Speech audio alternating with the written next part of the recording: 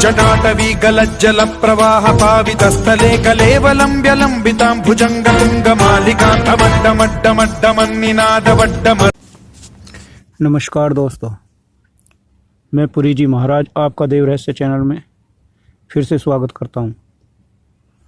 दोस्तों, जैसे कि मैंने पिछले वीडियो में अपने एक मित्र की अनुभव की बात बतलाई और आज मैं फिर से एक मित्र की ओर अनुभव लेकर के आया हूँ। दोस्तों, जिनका ये अनुभव है वे भी जिला गाजियाबाद के मोदी नगर के रहने वाले हैं। दोस्तों,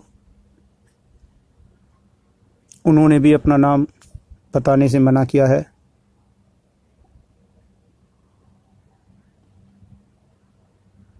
दोस्तों, जिनका ये अनुभव है वे एक बहुत अच्छे साधक हैं और साधना क्षेत्र में उन्होंने कई सारी साधनाएं करी हैं और ये भी मैं बतला दूं कि वे अपनी इस साधना से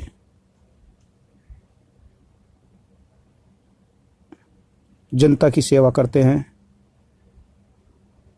जो भी उनसे होता है और ज़्यादातर ये जो है ऑपरेशन कट काटने का कार्य करते हैं और बालाजी महाराज के दरबार से जुड़े हुए हैं। दोस्तों, इनकी कहानी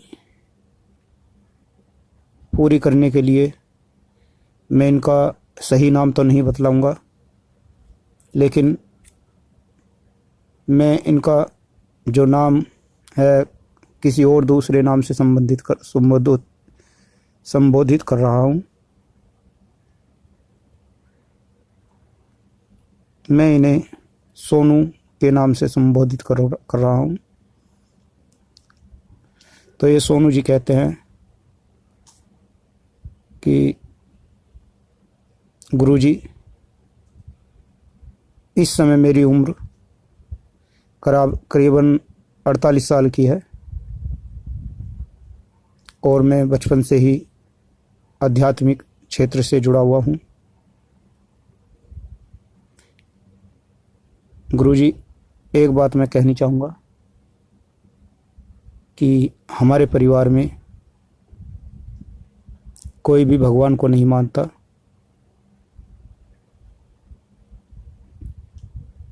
भगवान से मतलब है देवी देवताओं को। वो बौद्ध धर्म को मानने वाले हैं, इसलिए किसी भी देवी देवता में विश्वास नहीं रखते। लेकिन गुरुजी,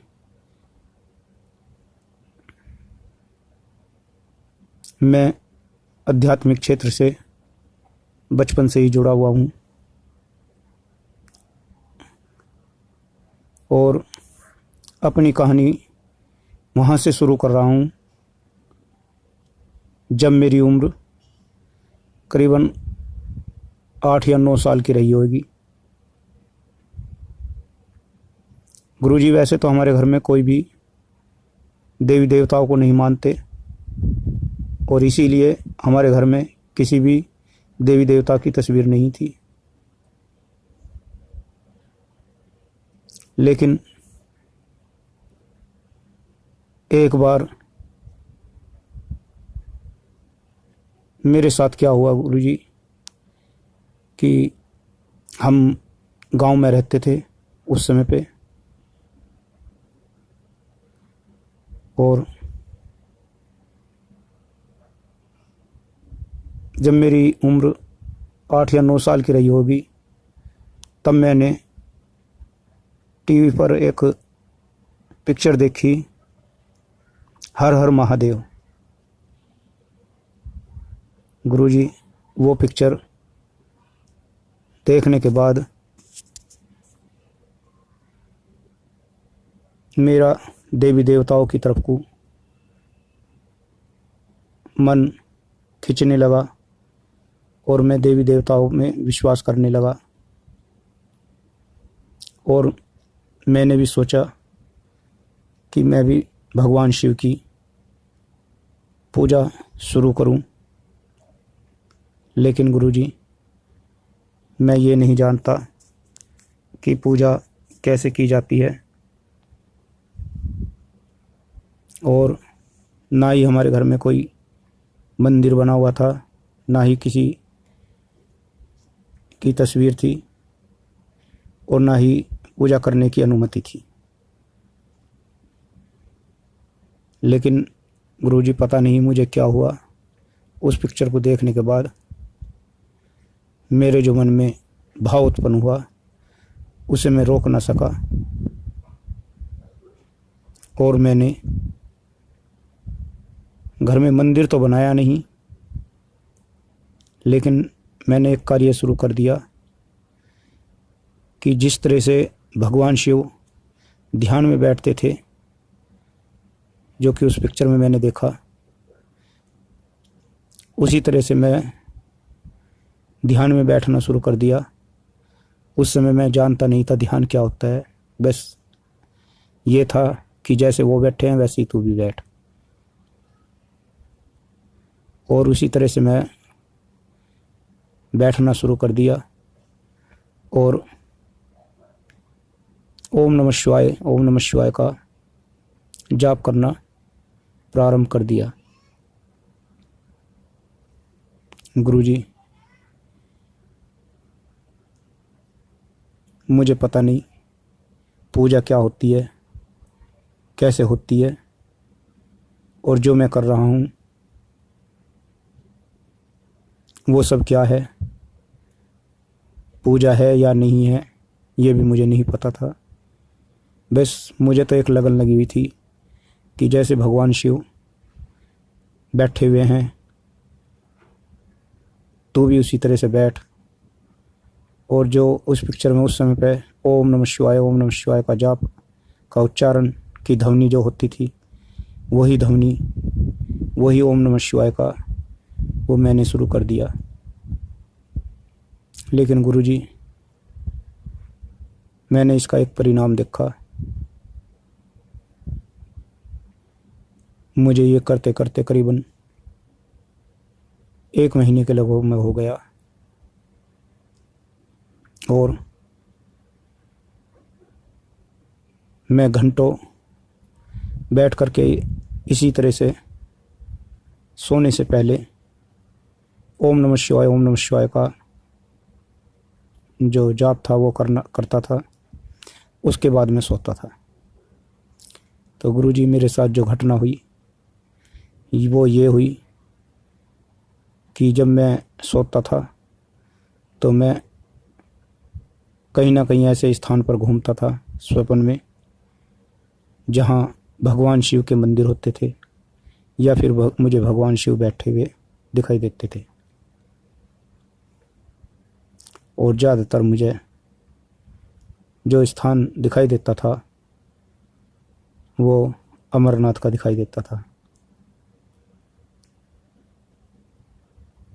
गुरुजी, इस तरह से करते करते मुझे करीबन 5 या 6 महीने हो गए, और मुझे सोते हुए ही नहीं, जिस समय मैं ध्यान में बैठता था उस समय भी मुझे भगवान शिव दिखाई देते थे। गुरुजी, मेरा मन लगने लगा, मैं और अधिक करने लगा। लेकिन एक बार मेरी स्थिति फिर बदली। वो तब बदली जब मैंने देखा कि हमारे ही पड़ोस में हमारे जो रिश्तेदारी में ताऊ लगते थे, उन्होंने माँ का जगराता कराया। जागरण में मैंने जो हमारे ताऊ की लड़की थी, यानी कि हमारी बहन, उस पर माँ आई और उसने अपना सिर घुमाना शुरू कर दिया और वो कहने लगी कि मैं माँ हूँ। गुरुजी उसे देख करके मेरा जो मन अंदर से है वो और भी ज़्यादा भक्ति की तरफ को, पूजा पाठ की तरफ को होने लगा और मन में इच्छा हुई कि तेरे पास भी इस तरह से माँ आ सकती है। गुरुजी उसके बाद मैं अपने घर आया और मैंने अपना निर्णय लिया कि तू भी अपने घर में एक छोटा सा मंदिर बना, लेकिन डर था कि घर वाले उसके लिए तैयार नहीं थे।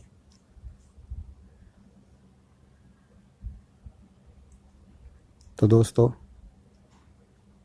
ये था हमारे सोनू जी का अनुभव और इसका अगला भाग मैं आपके लिए जल्दी ही लेकर के आऊँगा।